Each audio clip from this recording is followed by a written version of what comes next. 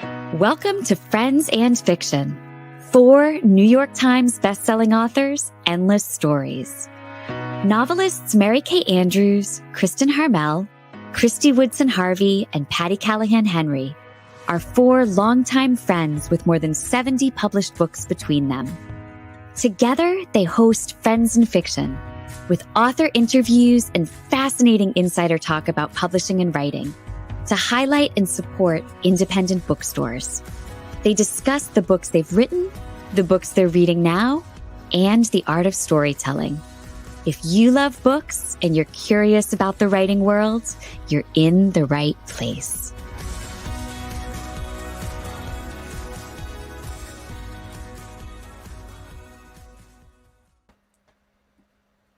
Hi, everyone. Hi, everybody. Hey. Woo. All right, let's get going. Hey, everybody. It's Wednesday night, and it's time for Friends and Fiction, so let's get started. I'm Meg Walker. I'm Mary Kay Andrews. I'm Kristin Harmel. I'm Kristy Woodson Harvey. And I'm, last but not least, Patti Callahan Henry. And this is Friends and Fiction. 4 New York Times bestselling authors, endless stories to support indie bookstores, authors, and librarians. Welcome to the Friends and Fiction Thanksgiving special. We've really got a doozy of an episode in store for you tonight. And each of the Fab Four has invited their own mystery guest to join us for tonight's festivities. We will bring these 4 special guests on one by one. Our behind-the-scenes AV dude, Alan, and I are the only ones who know the identities of all 4 of tonight's guests. It will be a surprise not only to you, our viewers, and our listeners, but to our fabulous hosts as well. But first, just a quick reminder to check out all the fun things going on in our Friends and Fiction community at friendsandfiction.com. There you'll find links to our podcast, to our weekly email newsletter sign up, to the Friends and Fiction official book club with Brenda and Lisa, and to our bookshop.org page, where our books and books from all of our guests are available at a discount. Now, speaking of the Friends and Fiction writers, wait a minute, we haven't spoken about the Writer's Block podcast. Okay. So there is a Writer's Block podcast, which you guys all know about. So it just feels like we've spoken about it because we speak about it so often. A new episode of that drops each Friday. On last Friday's episode, Ron and Kristy talked to #1 New York Times bestselling author Ali Hazelwood about her YA debut, Check and Mate. And coming this Friday, you will hear the episode where Meg and Ron talk with Isaac Fitzgerald about his memoir and essays, Dirtbag, Massachusetts, just out in paperback. Did you give that to me because I'm the dirtbag from Massachusetts? Yes, Is that why you? Okay, just checking. All right, Ron and I both have a brand new literary crush in Isaac Fitzgerald. Oh, that's awesome. I cannot wait to listen to that one. So that'll be out dropping this Friday. You can listen and subscribe wherever you get your podcasts. Make sure you can find the links and the details at friendsandfiction.com. And over on the Book Club's Facebook page, the group is reading their final book of the year. Can you even believe that? It is Christmas Presents by Lisa Unger. You can join. Someone told me that they were reading that at my signing last week. They said it was so good. Wow. You can join them for that live online author discussion at 7 p.m. Eastern on Monday, December 18th. That is a lot going on. Yes. But I'm mostly excited to see. I have in my mind who everybody's guest is. And I want to see if I'm right or wrong. But now, without further ado, Meg, do you want to help us kick off this extravaganza? Oh, yes. Wait. I added something and I didn't send it to you guys, so I'm going to read it for you, Patti. And Okay, thank you. Kristin and Patti both have some amazing news. They are both nominees in this year's Goodreads Choice Awards. The Secret Book of Flora Lee and The Paris Daughter are both up for Book of the Year in the historical fiction category, so hop on over to Goodreads and cast your votes now. The first round of voting is open until this Sunday, November 26th. Can you vote every day? No, you can only vote once, which is terrible because it means you have to choose Patti or me, and that's awful. I got Tom to vote. Okay, that's what I'm going to do. Good idea. I was trying to figure out, so I'll get Will to vote for one of you, and I'll vote for you. Yeah, that's what I did. Solution. And nobody A said couple you can't people create said a they bunch made a of- second account. Yeah. Oh no! Don't do that. That's all nice, very nice, everybody. But you know what? And we were all talking about it, and I feel like even if we just get to the finals, like that's a huge win. We would just thank you for your support. We love you guys. And if you have a second to go over and vote for one of our books, we would really appreciate it. I think you're both going to win bathing suit and evening gown. I'm gunning for Miss Congeniality. I'm trying to, yeah. I'm not going to win for a talent unless it's writing, because that's not going to happen. All right, well, let's get rolling. I will start by saying that all 4 of our mystery guests tonight have appeared on our show before. Okay. We've got 4 absolute megastars in the book world and a super eclectic mix of authors joining us tonight. So all of this is evidence of just how varied all of our reading tastes are, and a celebration of how, over the past 3+ years together, we as a community have all broadened our reading horizons. Yeah. There is just so much for all of us to be thankful for in that.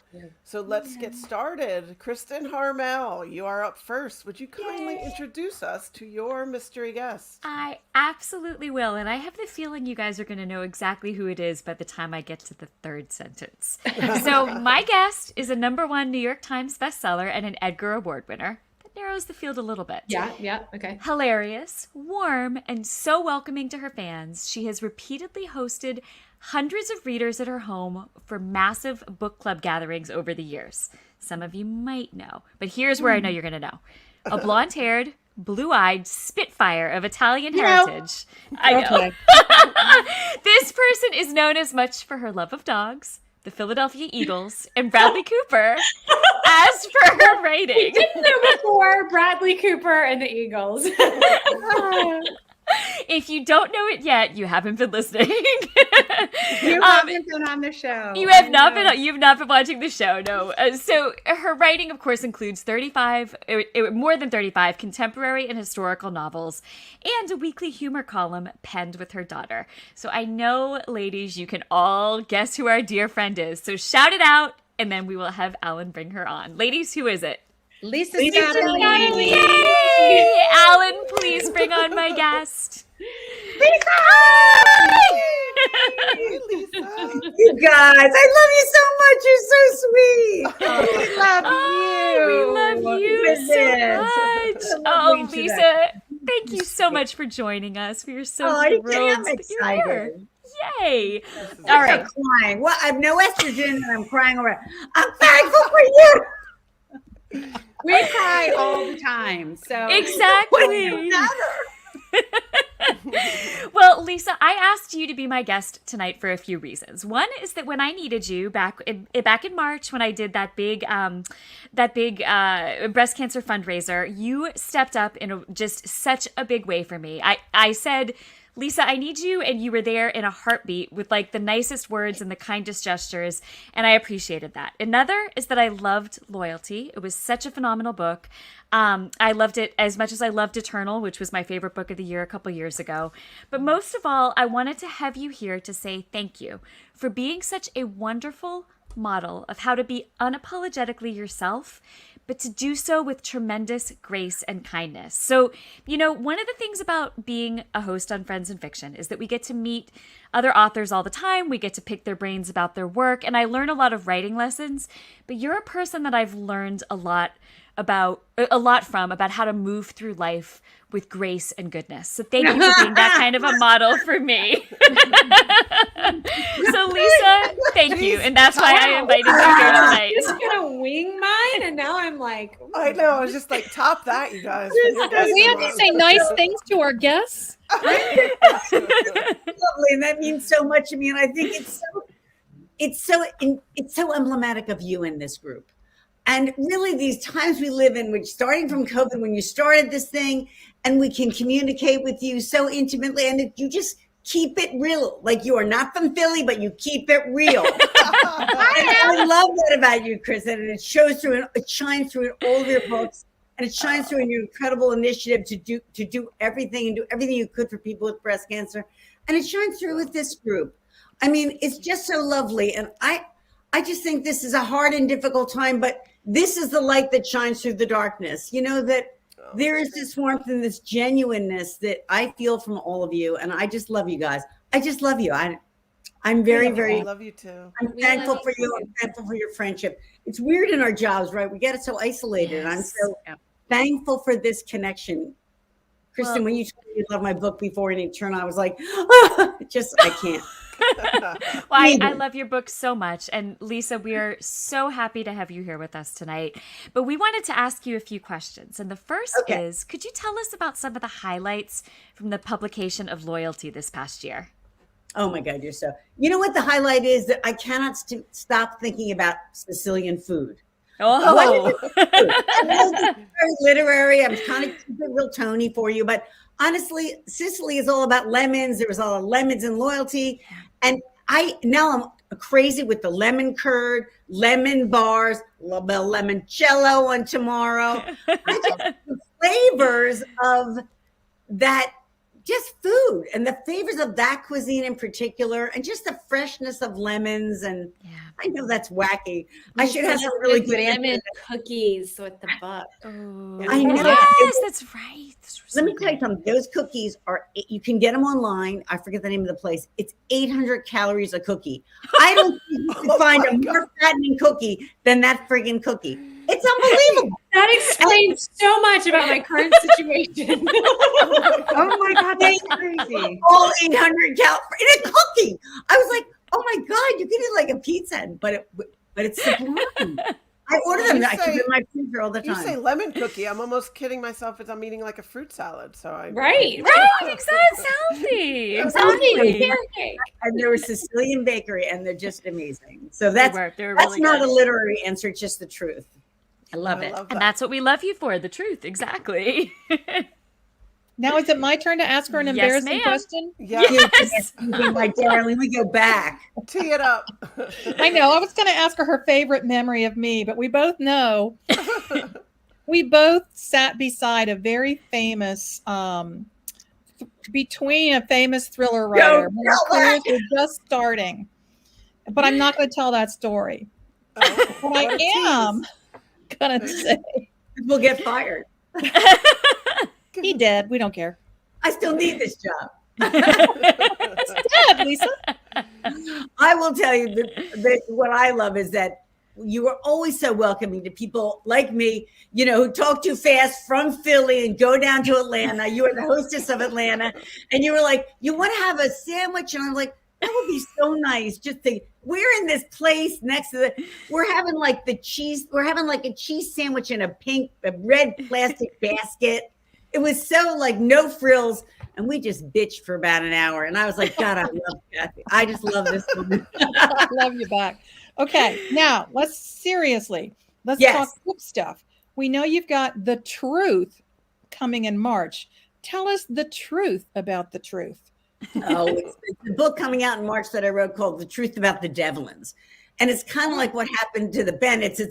It's a family story, and it's a murder mystery. And the tagline, which I thought of, is are they a family or a conspiracy? I love it. That's a great cover. It is a great I cover. like that cover. Taglines for your books, or am I like the only dork? No, yes. And they're like, they put it on the ad. I'm like, okay, girl. I gave them a little bit of a tagline for my upcoming summer book, but usually they do all that. Yeah. So what's the tagline? It's something about between the saints and the ain'ts. Oh, I like that. Oh, I didn't know that. Girl, that's good. Yeah. Oh, I want some of that wine. Can I go off script for my question? Sure. Yeah. Because I think that we need the Lisa Scottoline take on the Bradley Cooper, Gigi Hadid situation. Oh. Is he cheating on you, Lisa? What? This is news. I mean, I have to tell you something funny. In one of my Main Street Bluff books, one of the sisters says, no. She's Gigi Hadid beautiful. And they all stop. They're like, that's the highest level that one can achieve. I know. I'm in mourning because I felt that there was a window that I might have missed by about 30 years. Maybe he might have missed This little bit. this is how good I am, even though I'm divorced twice from thing one and thing two, that I just want him to be happy. I feel that I could show him a thing or two that child would not know. I was hoping he'd go for age appropriate. I only need a half an hour. It's maybe 25 minutes. I could get this done, is what I'm saying to you. But what does she know about plot and character? What does she know about plot and what? What does she know about narrative arc? Exactly. Arc me. I mean, I'm happy for this. Okay. And that's the sign of true love, is when you just want them to be happy. That's how I am. Yes. Goodness and light at all But times. then isn't there a part of me that's like, but how can he be happy without me? Like, I think that comes into play Obviously. too. Yes. Yet All so right. many men are I'm happy going to without steer me. this ship back on course Yeah. Good luck with that. Good luck with that. because I am a Patti with her master ship of metaphors. People can Google the truth about the Devlins. They cannot Google that. Okay. Exactly. What I want to know, Lisa, is Yeah. whether you're going to continue to write historical and contemporary both. I think I am, and I think I might even try blending them a little and doing different things. I don't even know yet. I'm going to start the next book after Thanksgiving, and try to. I don't have the outline, as you know, so I'm going to try to figure out what I'm going to write about. Not a problem. Awesome.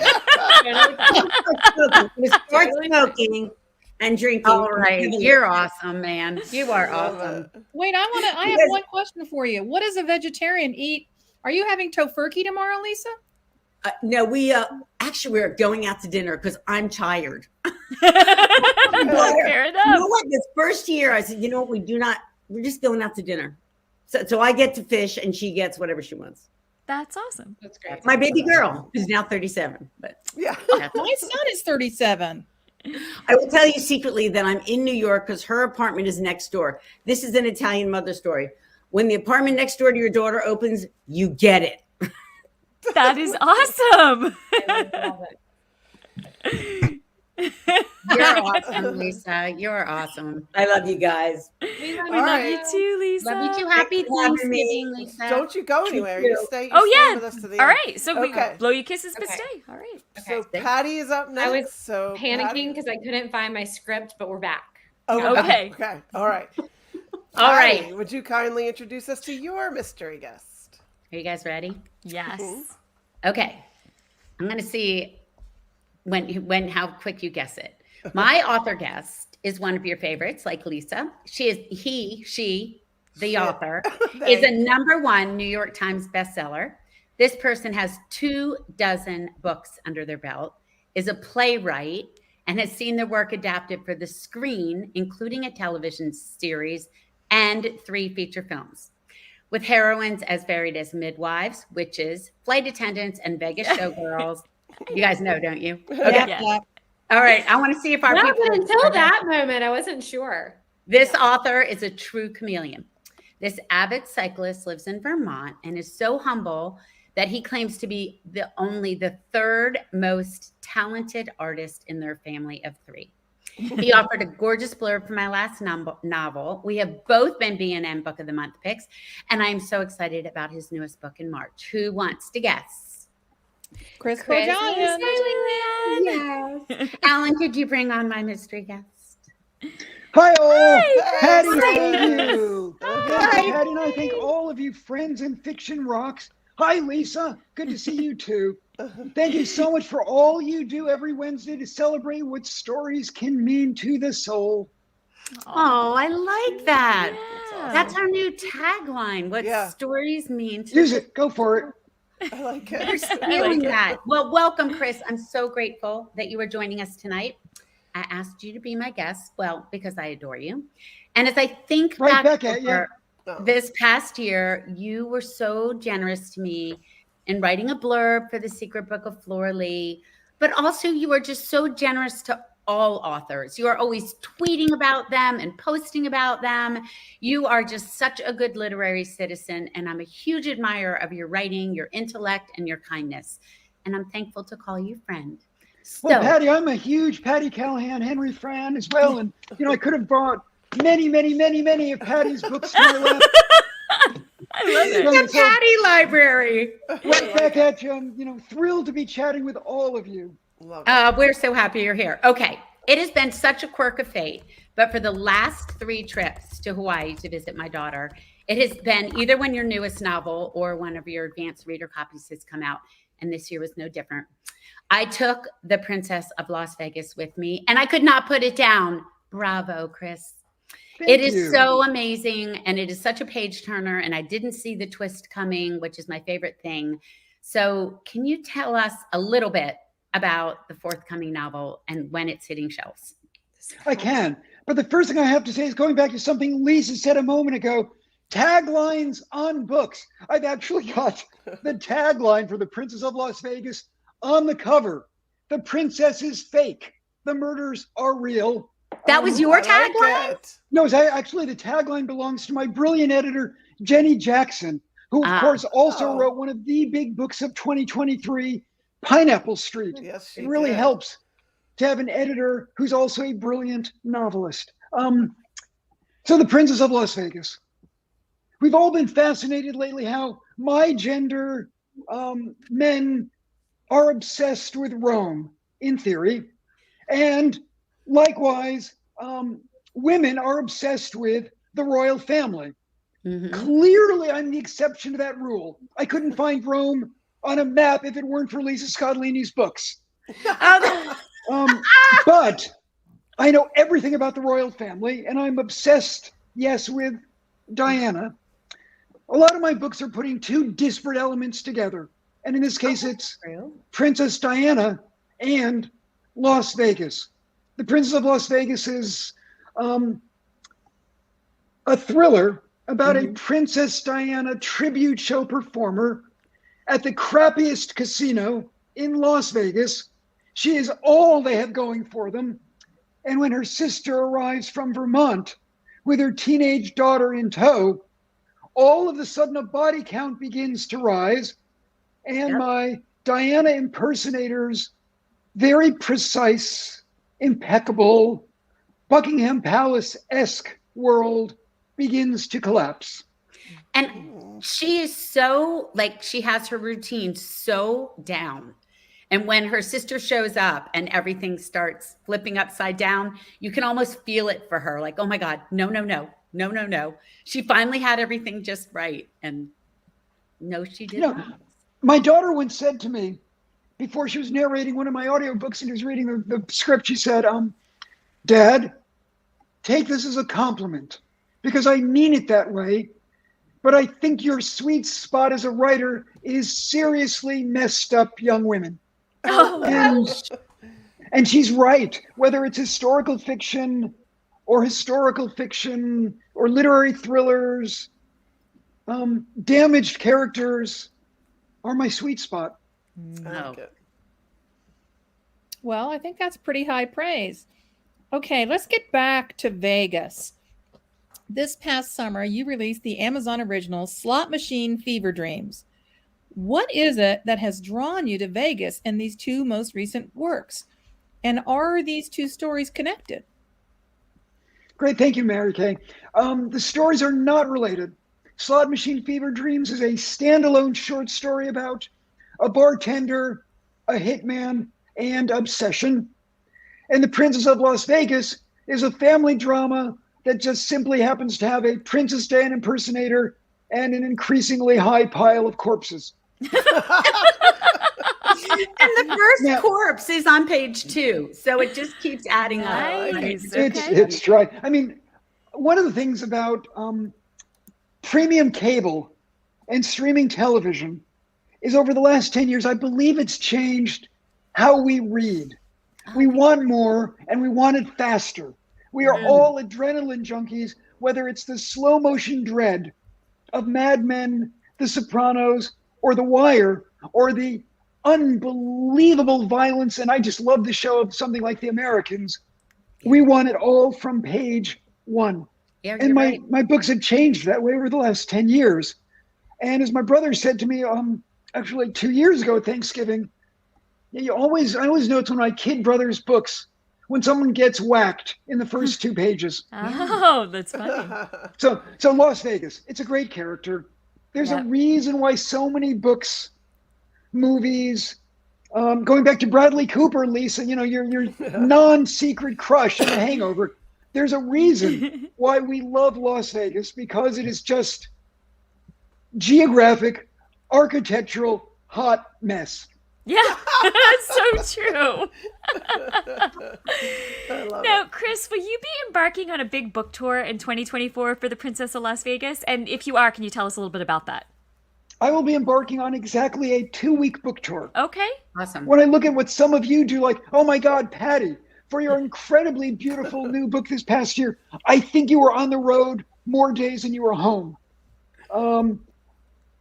I don't do that. It was a lot. I try to do 2-week book tours, and then I will do periodic appearances throughout the year. But really, I try to compress as much as I can. The Princess goes on sale March 19th. We've not finalized the venues yet, but it's about 13 cities in 12 days in 4 time zones. And we will have great swag. We will, of course, have Princess of Las Vegas playing cards. Oh, nice. We will have Lake Champlain chocolate poker chips.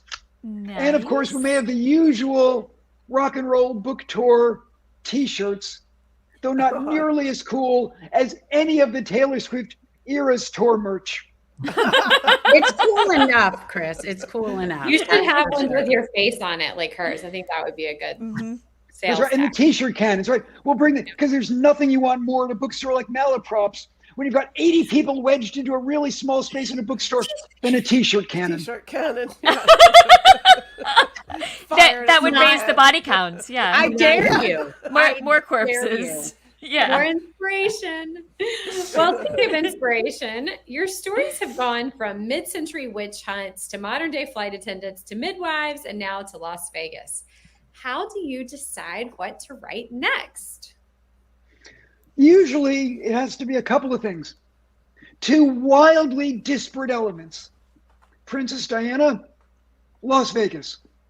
But it also has to be a subject that I find so fascinating that I'm willing to be here in my library at 6 a.m. If I'm not in this chair at 6 a.m, that probably means that I don't care enough about the story. So certainly my readers won't. So I will abort mission.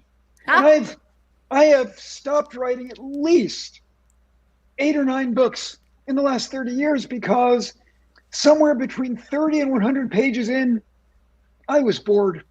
Okay. That's what happens to me, Chris. I start, and if I don't feel the thing, I have about, not as many as that, but I probably have 6. One I ended up turning into a short story, the Florence Nightingale one, but the others are just sitting there at like page 70, you know? Yeah. So, I mean, Scott Fitzgerald once wrote that you have to go drive to a lot of dead ends before you find your way to the end. yeah, That's true.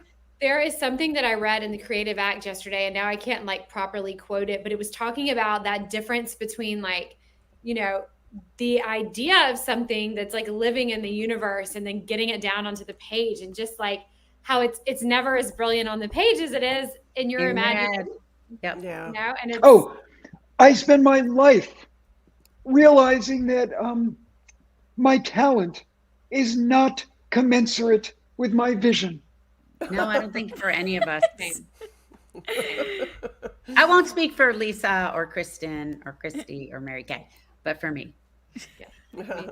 All right. All right. Well, Kristy, you're up next. Would you like to introduce us to your mystery guest? Oh, I would love to. I've been waiting. I can't wait. Okay. So we definitely have a theme here tonight, you guys, but my guest is also a #1 New York Times bestselling author, which obviously doesn't narrow it down very much. But she is a former teacher, a Harvard graduate, an avid hiker, an amateur photographer, and a good skier. This person is a total sweetheart who calls her parents every day and says that she aspires to be the person her dogs think she is, which is kind of a big hint for tonight. With one of her books made into a Hallmark movie and another option for adaptation into a series, my guest is a hugely successful romance novelist who has also mastered the genre of contemporary women's fiction with millions of copies in print. Can anyone guess who I've invited to join us from her gorgeous home in the Puget Sound? Oh, that narrows it down. Yeah. Can I guess? Yes. Yeah. Do you guys not have a guess? Nope. Susan Wiggs. Oh, yes. Susan Wiggs. Okay. That's right. The All right, Puget Sound Alan, gives it away. bring her on. Hi, Susan. Hi, Susan. Hey, Hi, everybody. Susan. Hi, Susan. Oh my gosh, thank you for having me. This is so much fun. Oh my gosh, we are so grateful that you are joining us tonight. We're so happy to have you here.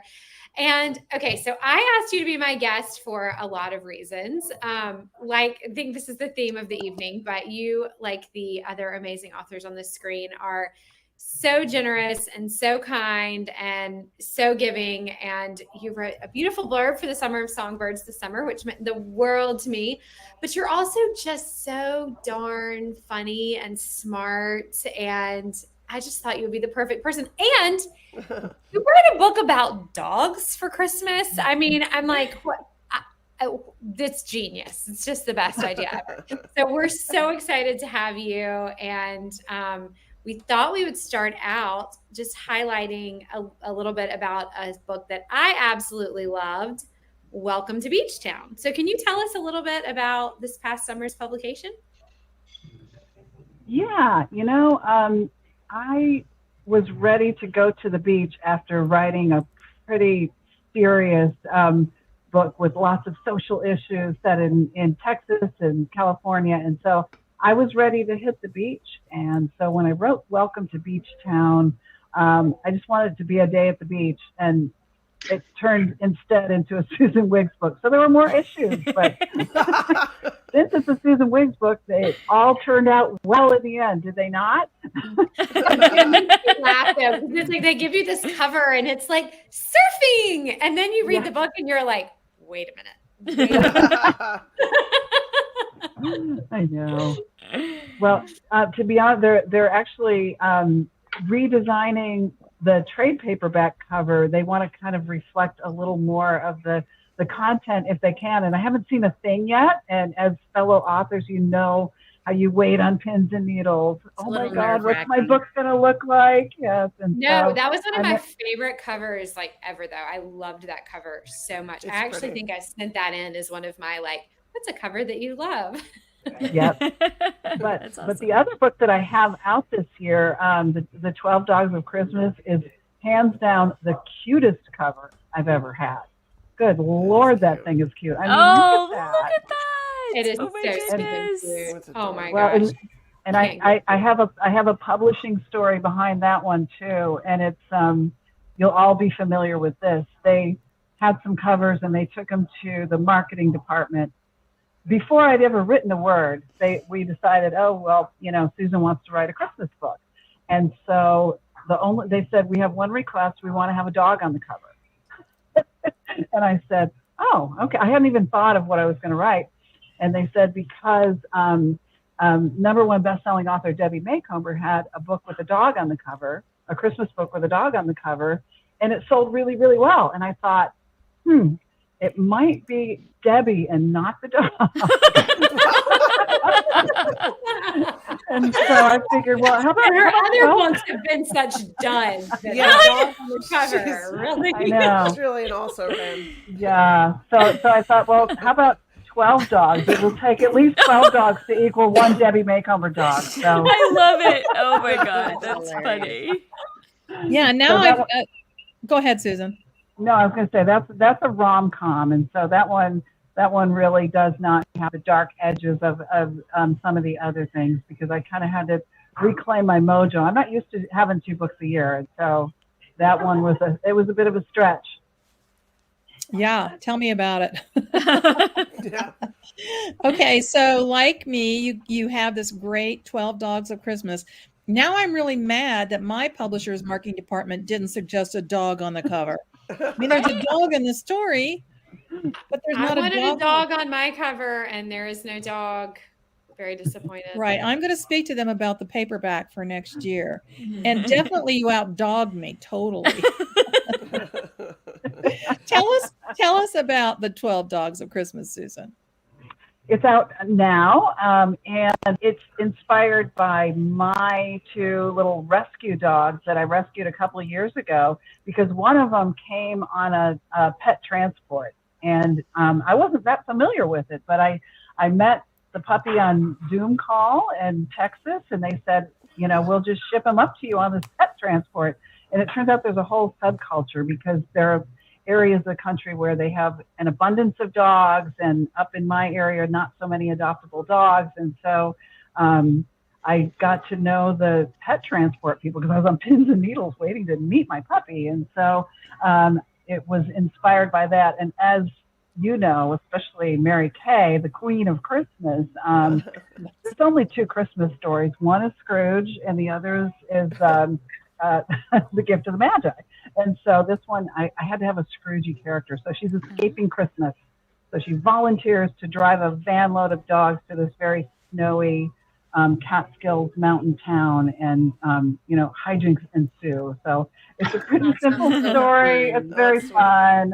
I'm excited to hear back from readers about it. So thank you for asking. It sounds so fun. That's so great. Yeah, I have a friend in Savannah who drives pet transports, and Georgia, you have so many people who don't have their dogs fixed, that there's all these dogs, and so they take them up and they drop them in Lisa Scottoline's driveway usually.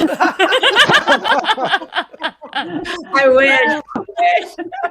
I'm going to keep that in mind. Jesse's a rescue from Texas. There you go, Chris. That's nice.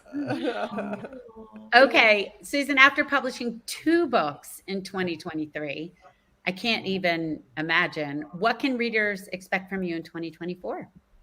Besides a nap. Yes. You know what? I'm doing actually a freakishly serious book for me.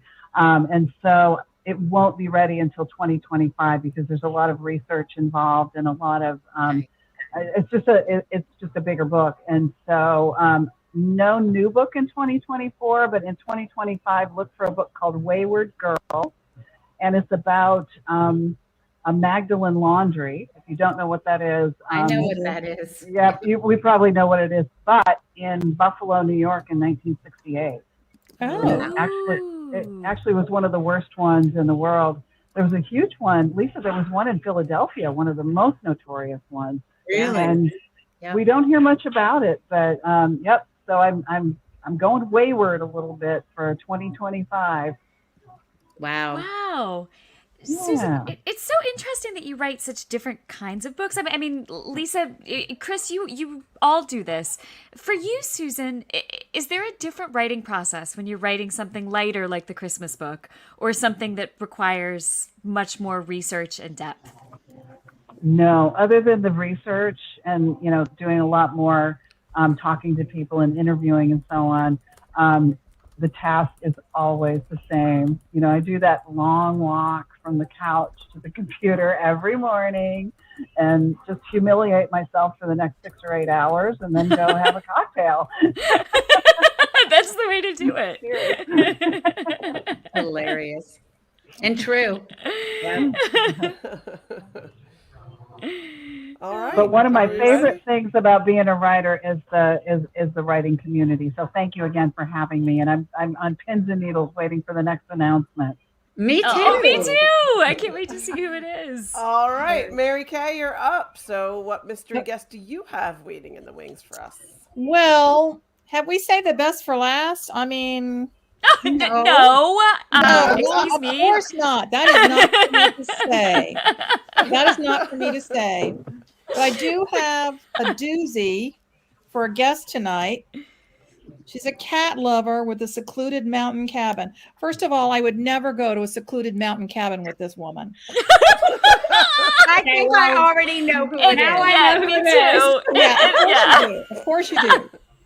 She once got in trouble at school for taping Marilyn Monroe's autopsy photos onto her lunchbox. Yeah, as you do. Yes. Yeah, one does. Yeah, I know. Yeah, on past Friends and Fiction shows, she's dropped F-bombs, spoken in pirate lingo, worn a Viking hat, and doctored up fake covers, obscene fake covers for my books. A major New York Times bestseller with more than 40 million books in print. She's had a #1 Netflix series plus a current hit ABC series based on her wildly successful thrillers. I'm pretty sure you can't guess. If you couldn't guess the identity of my fellow ATL homegirl, now you can, because we can't have her on without headgear. That is true. That headgear is something else. I'm just, I can't believe that it wasn't just like obvious to me right off the bat. I wasn't thinking about who you would be inviting, but I mean, now we know. Yes. Who else could it have possibly been? Alan, please bring on my mystery guest. Hi, Karen. All right. And she gave me that nice intro. What's up, motherfuckers? Happy Thanksgiving, Karen. Thank you. It's funny you mentioned my lunchbox. I actually have it. Of course you do. You do? Yeah. Let's see it. I have it. Yeah, it's over here. It was. Remember when the Happy Meals came in like actual boxes? Yeah. Yeah. Oh my goodness. There she is. There it is. Yeah. Wow. Yeah. And they couldn't like really punish me for doing this, but I did get in trouble for using the copier at school. Okay. All right, there you go. That's legit. Oh, no. Oh my goodness. I thought it was like a statement on like everything beautiful dies, which is such a thing to do when you're in elementary school, right? Yeah. Oh gosh. Well, Karen, Such a happy-go-lucky kid. yeah, Might have been concerned. thanks for joining us tonight. I personally Yeah, I'm it's a grateful. group. I'm grateful for the headgear and for our friendship. Mine's a little flaccid. Sorry. Yeah. You've I'm showed just me. bringing back some memories for some of us. I don't know. You've shown me such great kindness. I'm glad to have you in my corner, professionally and personally, and especially for our lunches. And now we have a few questions for you. Are you ready? I guess. Okay. I get to ask the first one. After that Very night, hard to take y'all seriously. Maybe we I know. just shouldn't take you seriously. No. why would you take us seriously? Okay. It's not necessary at all. After that night, which is the 11th Will Trent, it hits shelves this summer. What? Oh, it did hit shelves this summer, and I read it too. Yeah. What are some highlights? You were on my like debut event for my tour, but okay, go ahead. It's gonna hit shot. Oh wait. Yeah, it's gonna What hit was your some of head. What were some of the highlights of that publication? I mean, besides me riding in a limo with you to Woodstock, what else was We great had about that? sandwiches. Well, as an Italian American, it was the lemon bars that really. I'm going to Las Vegas to do my research. And I don't want to complain, but I was told there would be like a Christmas book knife fight. It's the only reason I said yes. And I don't really remember the question, but After That Night is a fantastic book. Everybody should read it. It's Trent, Sarah Linton, and Betty, obviously. And it's about 450 pages. Okay. Now talk to us about, is Will Trent back in production? Yes, With the ABC series? they are. They just went back into production. Oh, good. The strikes are over. We got some really great some stuff for writers and for actors and everybody. We're rocking and rolling. The first episode will be February 20th, I Oh, believe. great. It'll be soon. He has a dog on the cover. Yeah, they obviously got the Debbie McCumber memo, right? When I met Debbie, she's lovely. But when I met her many years ago, she's like, you've got to get on my Christmas card list. Everybody wants to be on my Christmas card list. I'm like, yes, I dream of this. And so I'm on her Christmas card list. And every year she sends me a Christmas card list to Karin Slaughter. And I'm like, you do. what? She's making the Silence of the Lambs thing. It's so much fun. Don't anybody tell her. This is just between us. Oh my God, that's so funny. I could. But I love it. I love it. And it's always like these beautiful little cards too. Oh, she sends treats too, but you must not be on the A list. No treats. She's like, Clarice Slaughter, where did I meet this bitch? Obviously, you're not on the A list. Yeah.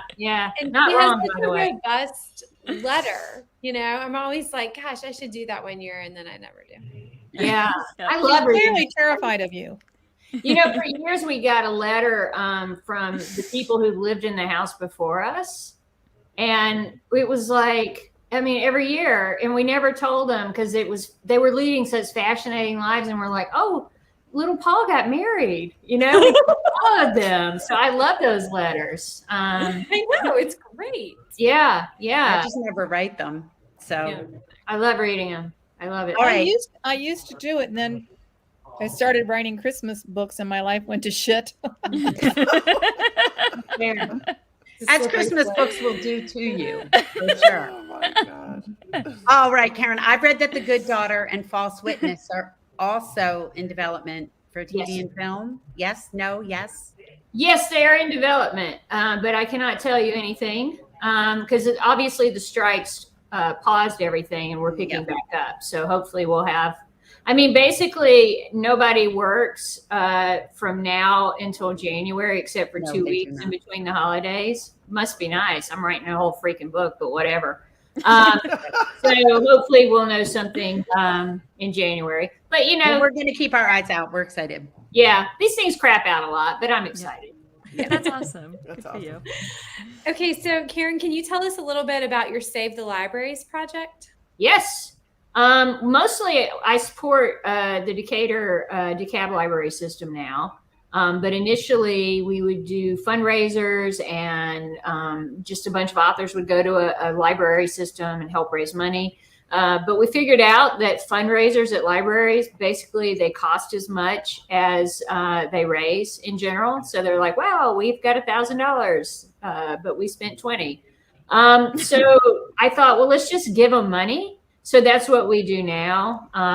And I love my DeKalb library system is amazing. They do wonderful things. I don't really like children, as you know. I just think they're really boring. Libraries are good for them because it makes them smarter so that they can hopefully get a better job and pay higher taxes and stop being freeloaders. So, this is my way of investing. And, if they do go to a library I support, then obviously they have to buy all my books. But if you want to help a library, help your local library. If your local library is doing well, I guarantee you in the town next door, that system is not doing as well. So help them. Yeah. The other important thing to think about with supporting public libraries is I think they are not as subject to book banning as schools are. So the thing I think about is if the school system is banning books, hopefully kids can go to the public library and get the books some people don't want them to have their hands on. Yeah. And, also if you don't want your kid to get books at the library, don't drive them there. Because children also cannot drive. Another reason they're very boring. Their lives are so insular. But you could just not drive your kid there or give them any money or let them go online. And your world will be fine. And the rest of us can read V.C. Andrews like normal kids. Fair enough. Karen, what is coming out next year from you?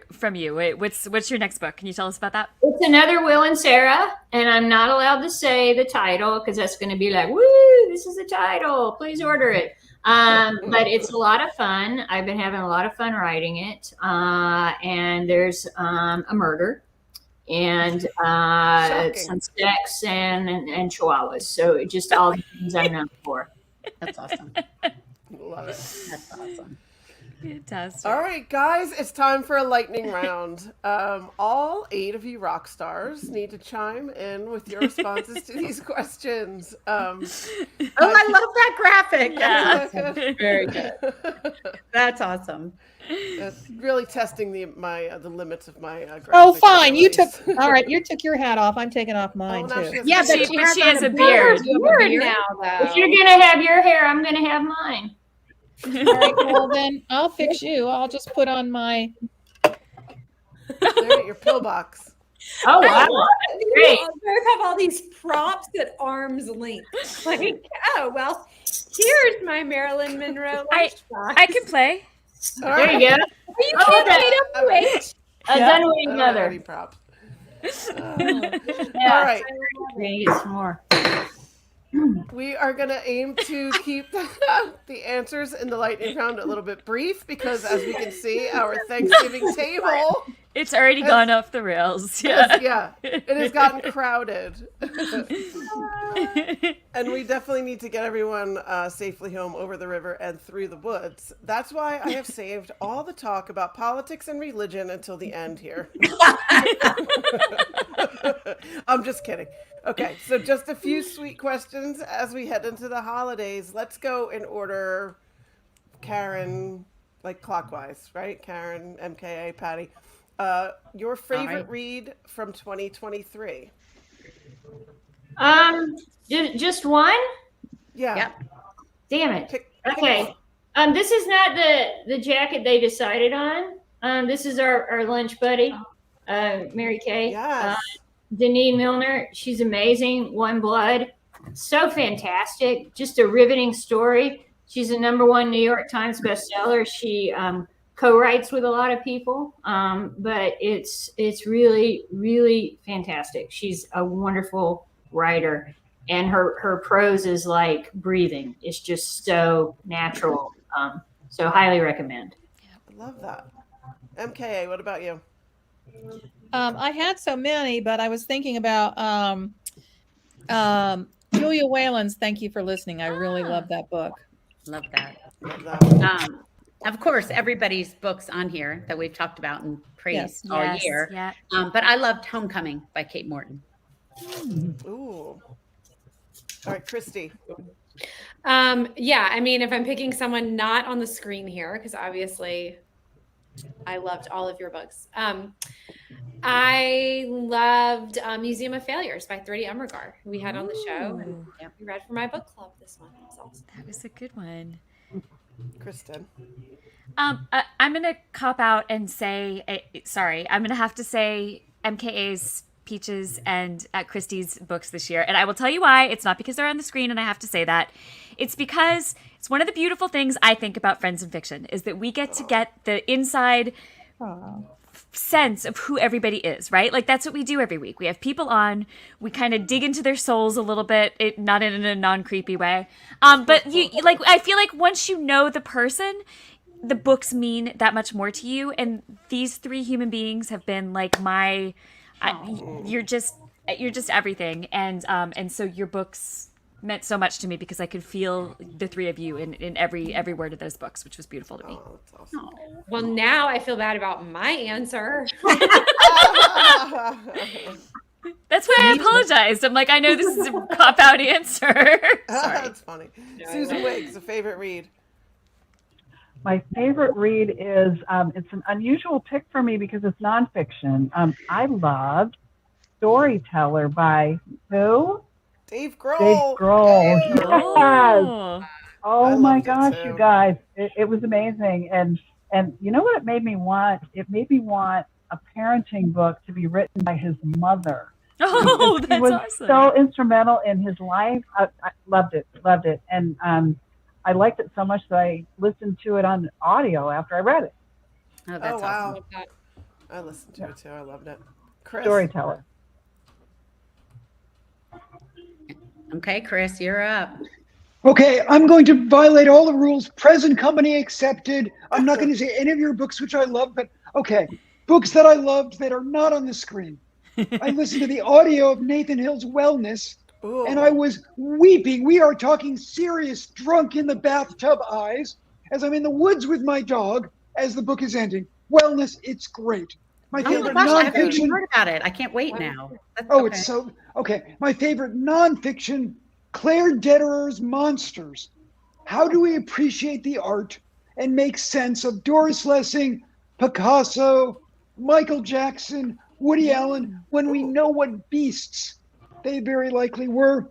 Other books that I just loved, Yellowface, Inside Baseball about publishing and Rich with Dread, All the Sinners Bleed by S.A. Cosby. Great mystery thriller. Awesome. We got a good list going. Yeah. Sure do. All right, Lisa. Present Company, because I love the Paris Daughter. That was my favorite book of the year. I'm going to tell you, the Barbara Streisand book is unbelievably wonderful. Good. I want to read it. I'm a book person too. I get it in the book and the audiobook to listen to her voice.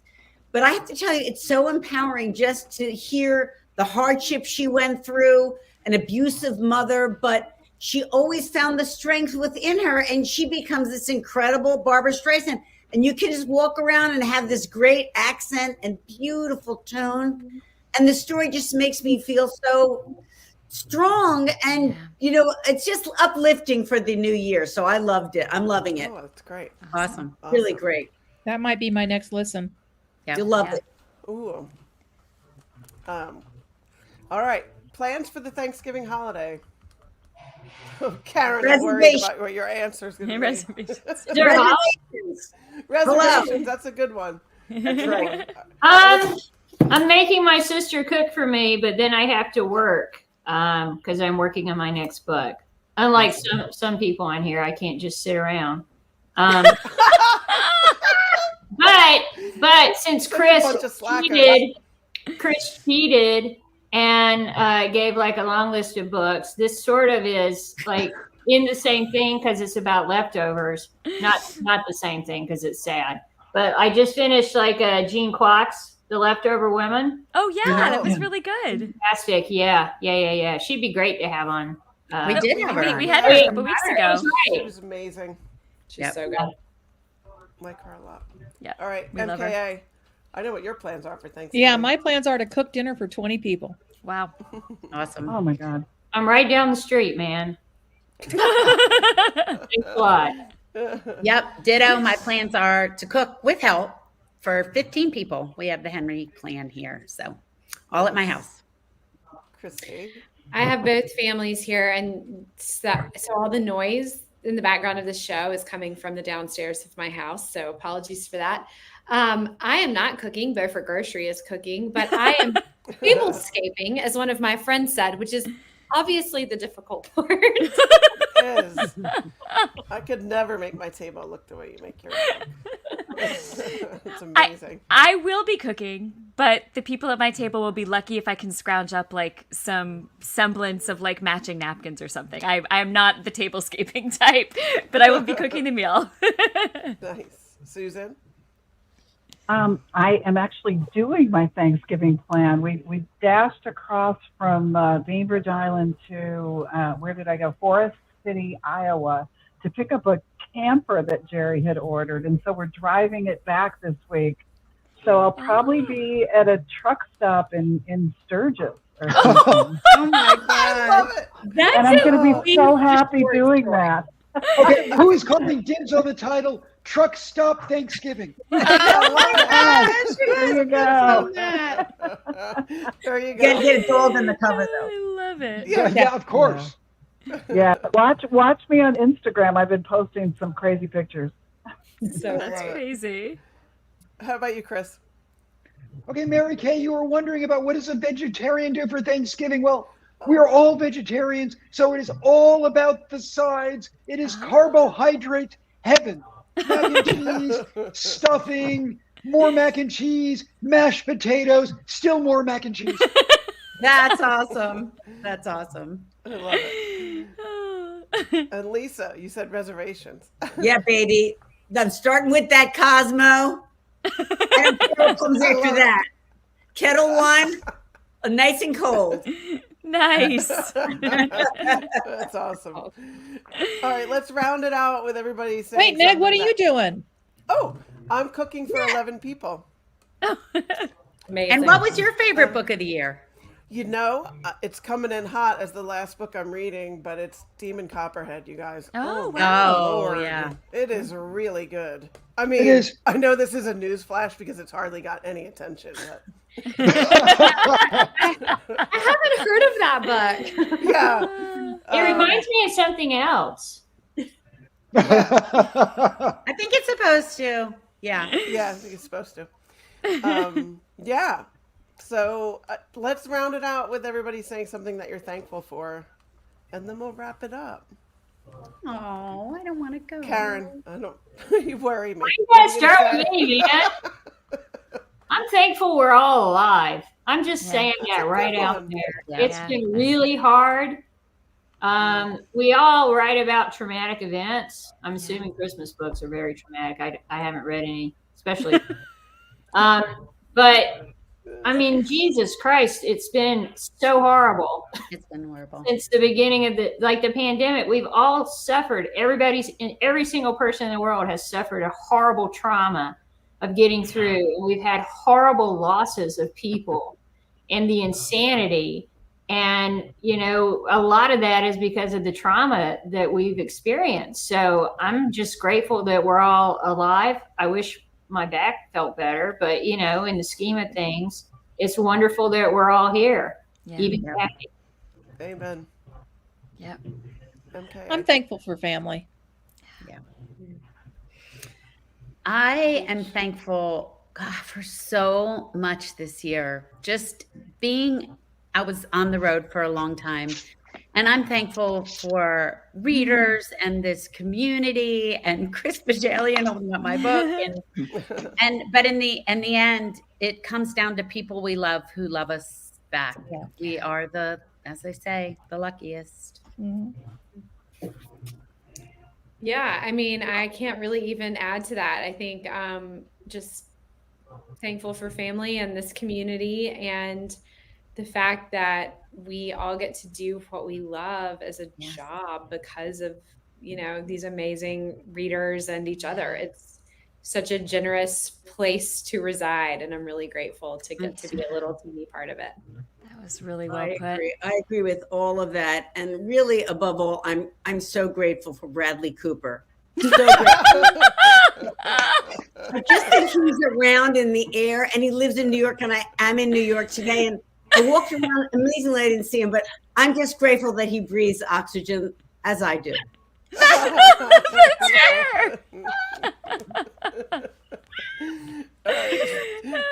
that, Chris.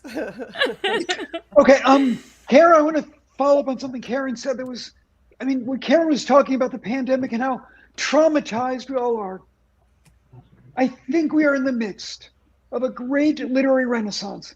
Just as the Roaring '20s followed the influenza pandemic, and we had Fitzgerald, Faulkner, Marjorie Kinnan Rawlings. I mean, it's a very, very long list. Gertrude Stein, Hemingway.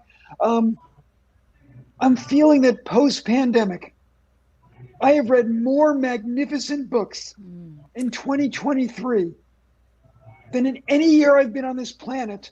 And I've been on this planet a lot of years. And most of these were books written in 2020 and 2021 when we were all convinced we were absolutely and completely fucked. But what came from that is really, really good books. Yeah, good point. Great. I love that. It's true. Very well put.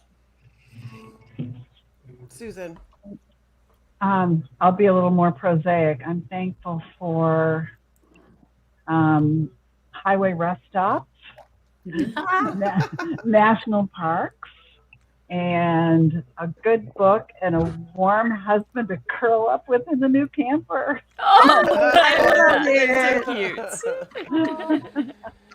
Oh, well, this has been so much fun, you guys. Wait, Kristen and Meg, you didn't tell yours. Kristen. I am thankful for the support of all of you guys as I went through a really difficult time earlier this year. I am thankful for the fact that medical science has allowed me to still be around. I'm thankful for radiation and chemotherapy, but I am also thankful that I am no longer in radiation therapy and chemotherapy. So I'm glad to have gone through it, but glad it's behind me. And I'm glad and very thankful for all your support. Thank you. I'm thankful for that too. We love you, Well, Kristin. I love you guys too. Looking back on this year, I at the beginning of 2023, I said this was the year of adventure for me. We were saying yes to a million things. We took a million amazing trips. I feel like I was never home. And so I'm thankful looking back for just being able-bodied and being able to do all of that. And Yeah. I'm not sure I want another year like it right quick. But yeah, without our health, we don't have much. So I'm thankful for being healthy and able to do it.